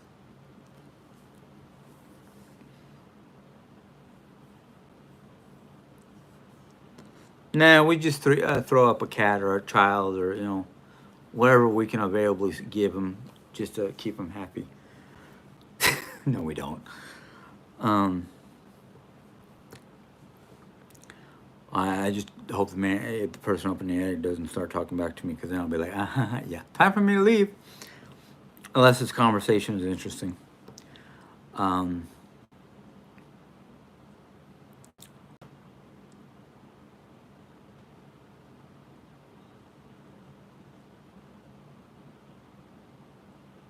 um, Mindy Sue, if you if you had listened and watched the whole video before making your comment, you would understand.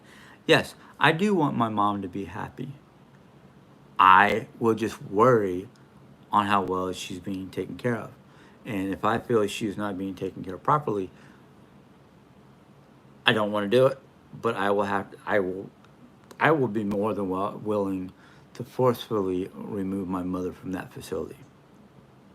Because if people cannot take care of her as well as I can, I don't want her living there. Because that means all she's there for is so that they can get a percentage of her income. No, she can be doing a lot of other things with her income. And I don't mean paying for me and Jerry to live someplace. I mean, she can go traveling. She can go do things that she's wanted to do all her life. Maybe take a trip to Ireland. Maybe take a trip to somewhere in Britain or Scotland or someplace like that where we have ancestral connection.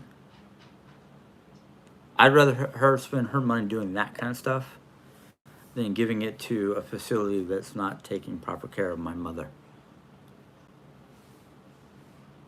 So get it through your thick head. Yes, I want my mother to be happy. If her being happy means that she's on her own, so be it. Sorry, I just got a low bat warning. But otherwise, take your nose and stick it up your own butt and keep it out of my family's affairs, because it's none of your damn business. It really is not.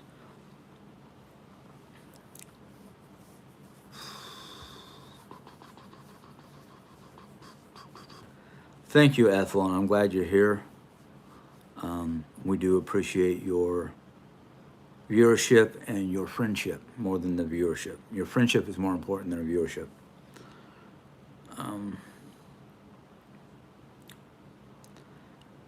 Kim C, I just said what I had to say. If you don't like it, tough luck. See you later. You don't have to be here. You don't.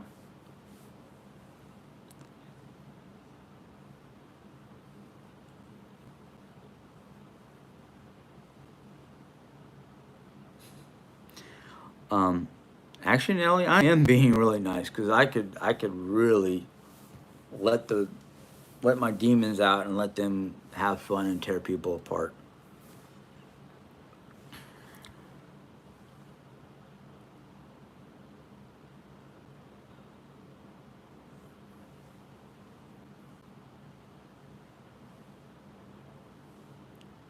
Honey bun, your question is illegitimate. Go away. Okay? She is capable of living on her own. She is capable of living on her own. Thing is, all right, no offense to my mother, she doesn't cook healthy. She does not eat healthy. Okay?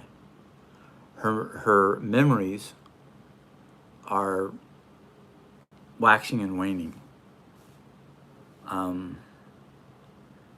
But if she went traveling, I'm pretty sure I'll get her with a travel group that is in her age bracket, or I go with her.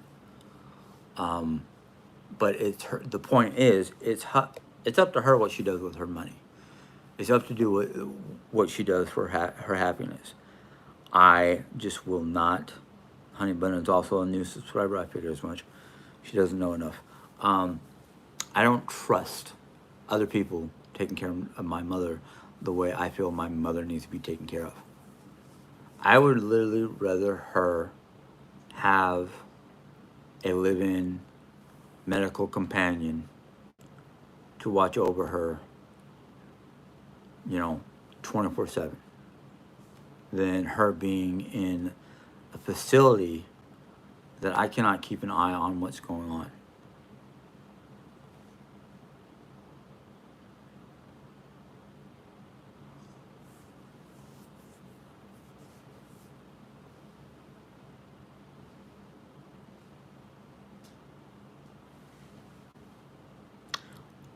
Yeah, thank you, Ethel. I do really appreciate that. Now, Honey Bun, if you're going to be another one of these people who are new and just want to come in here and cause issues, I would rather you leave and not be a subscriber. In fact, I'd rather you just get off of YouTube, but that's not in my control. But if you're going to be a newbie and you're going to come in here and you're going to be ignorant to what's going on or what we say, yeah, ask good questions. That's great. But when you put them across like I'm contradicting myself when I'm not, no, that's a no-go.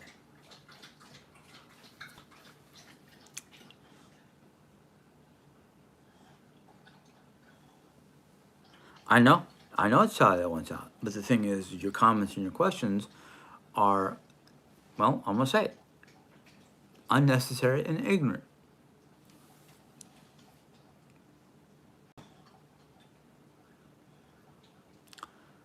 I do wax and wane. So does my mom. Okay, it's either a genetic April thing, which is my mom's maiden name, or just the environment we're in.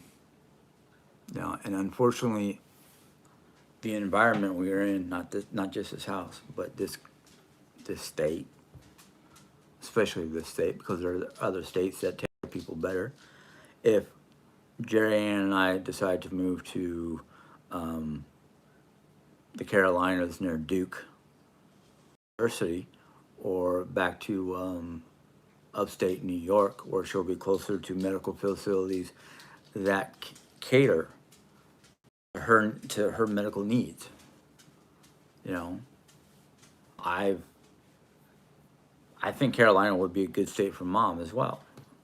You know, if mom lives with us or lives in a care facility, um, I don't want to call it a care facility because that just seems weird, but a senior community. Let's just say senior community.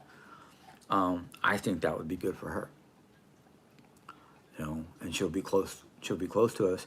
And the weather in the Carolina, especially near Duke, yeah, we'll get like some of the heavy storms and whatnot from hurricanes and whatnot, but we would be so far inland that there would be no flooding or anything like that. Maybe a tornado from the wind speeds, but Carolina's weather, from what I remember when I was in basic, um, didn't get that hot. Well, it did get humid because of how close we were to the ocean, but it didn't get like nasty, bad humidity, and um, it didn't get like heavy snow. You know, it did get some, but not like upstate New York would be. You know, several feet, while northern Carolina would be like a foot, maybe two, but nothing you can't just use a snow blower or one of those handheld snow blowers to clean off your carport or anything like that. Um,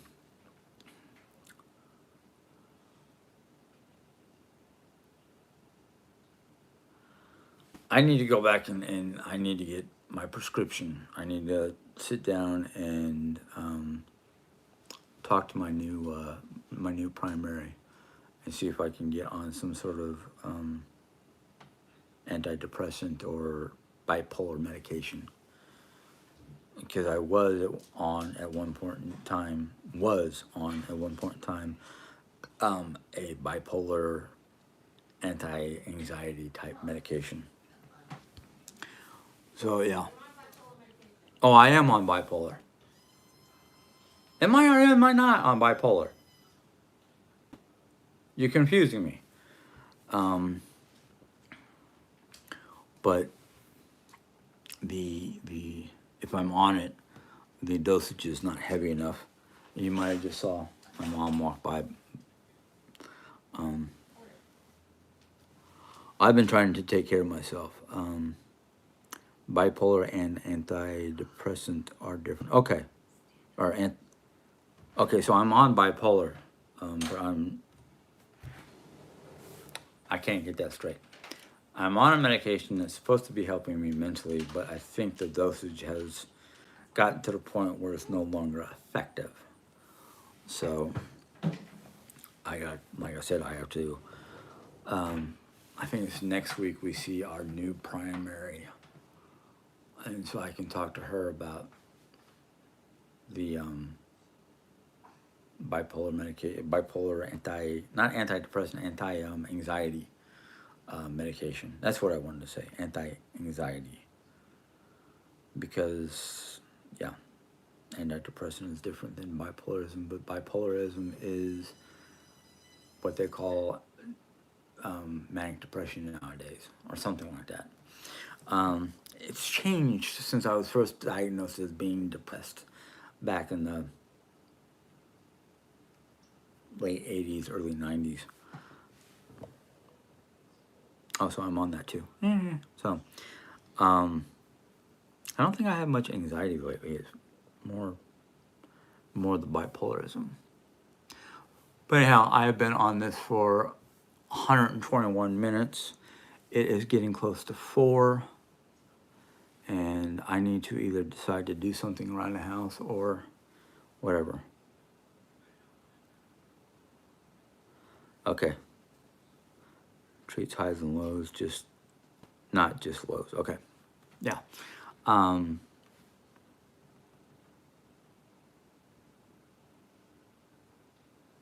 oh, the medication is working? Okay. I don't know. But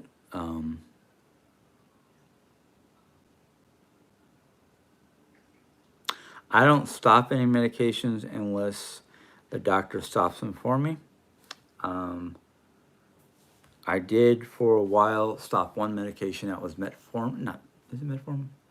Not metformin.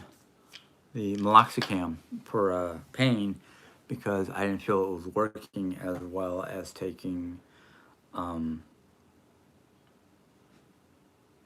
the other the other painkiller I was on, which was not a non-prescription 24-hour pain relief med, and I was actually taking that twice a day because I would notice that right before bed, even though I took the medication, the pain med in the morning, by the time bedtime rolled around, like 12 hours later, the pain was coming back, and I was like, okay.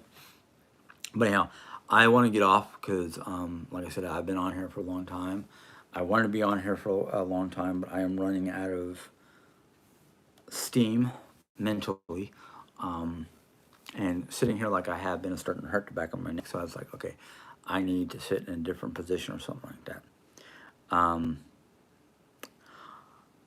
Nelly, I'm glad you were able to come on here.